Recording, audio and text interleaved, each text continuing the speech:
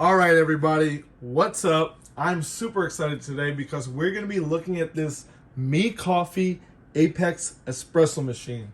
Now, this is a budget espresso machine. It just hit the market, and it's super interesting for a lot of reasons.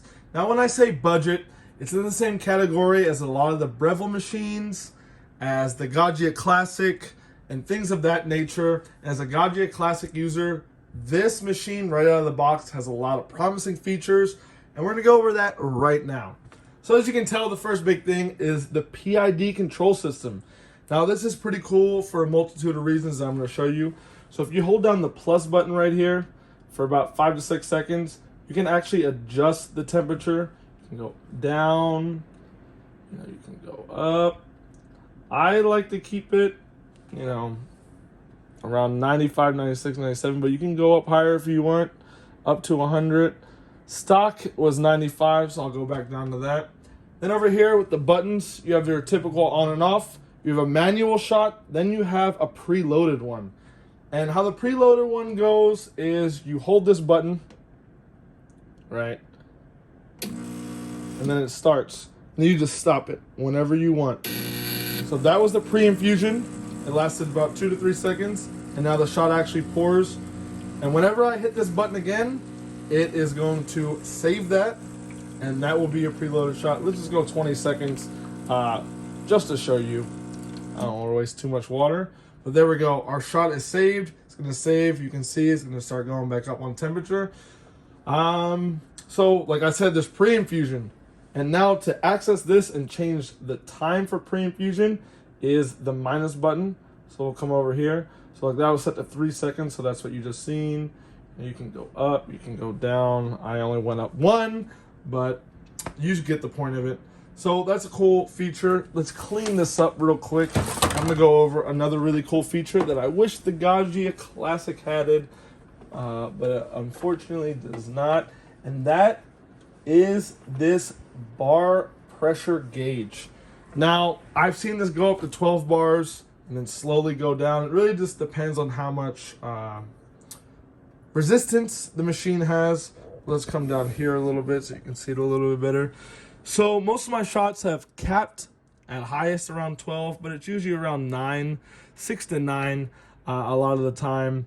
So it's really cool in that regard. As you can tell too, this machine is well illuminated. It actually looks really cool. I really like the aesthetics of the buttons, of the PID. You have a nice light down here to see everything.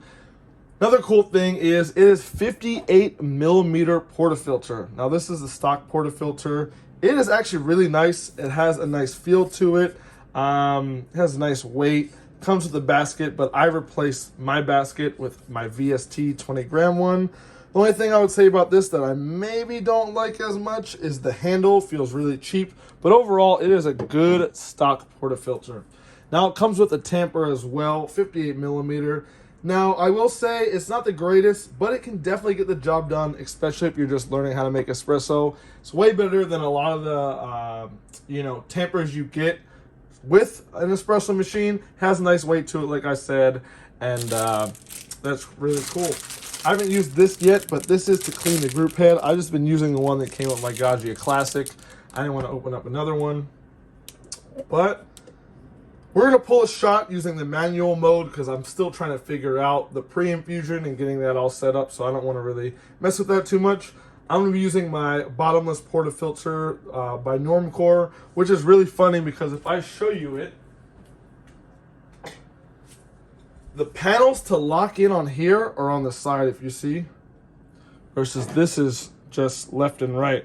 So when I put this in, it actually has to be in like this versus the stock one, which I put it in, normal. It's like that. But this one, it's going to look really funny when I pull my shot because since it is aligned like that, when you put it in, whoops, that's not how it goes. It's actually a big pain in my ass. That's how it looks locked. So it's going to look a little bit funny, but it is what it is. And then lastly, I'm going to be using this coffee I got from Trader Joe's. It's called Single Lot Guatemalan or Small Lot Guatemalan which is really funny. It's basically a single origin, and I've been trying out a bunch of different coffees. I just got my delivery of Onyx Coffee Lab. I got a decaf, and I got a Panama natural processed coffee that came in today. So let's get right into it.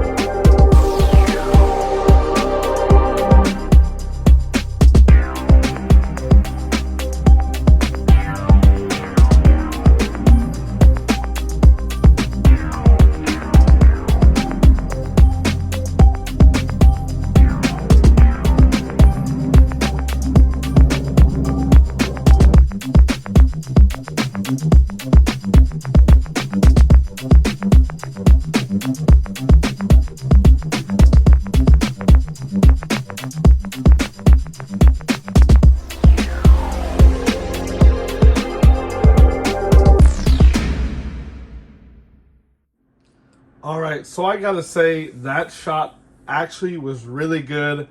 Being able to adjust that temperature and have it consistent actually improved the quality of my shot a lot more than I'm used to.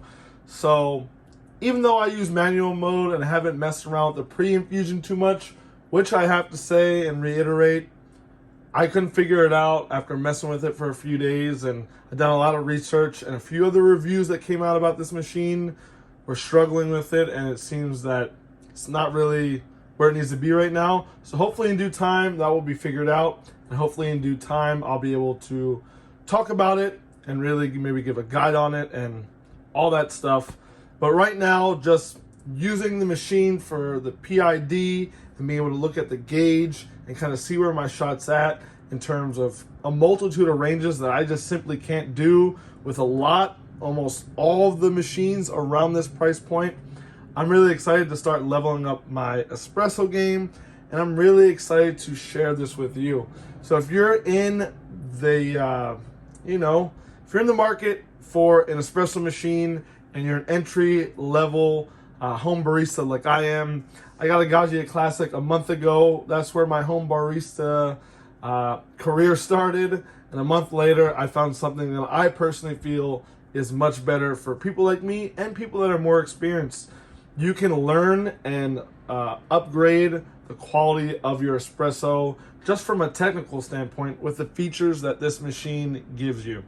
On top of that, I didn't even get into frothing milk. I'll talk about that briefly right now, but I'll save that for another video, super in depth. So the cool thing about this machine is you have a really nice range on the steam wand. And another cool thing is, even though it's a single boiler, there's actually a thermo block in this machine for the steam wand. So what that allows you to do is right after you pour your shot, within a few seconds, you're able to steam and froth some milk, which is not the case for pretty much most or all single boiler espresso machines. So even though it's a single boiler, there's like an asterisk, it's kind of a single boiler, but kind of not, kind of more, kind of not.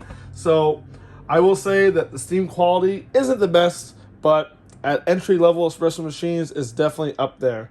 So I just wanted to go over that briefly. I'm glad I got to show you a shot. I'm glad I got to show you some of the features. And I just have to say, this machine is super approved by me. And it's what I personally recommend this holiday season. If you're looking to get into espresso, the MiiCoffee Apex Espresso Machine is probably the best choice that you have. Thank you very much, and I'll see you next time.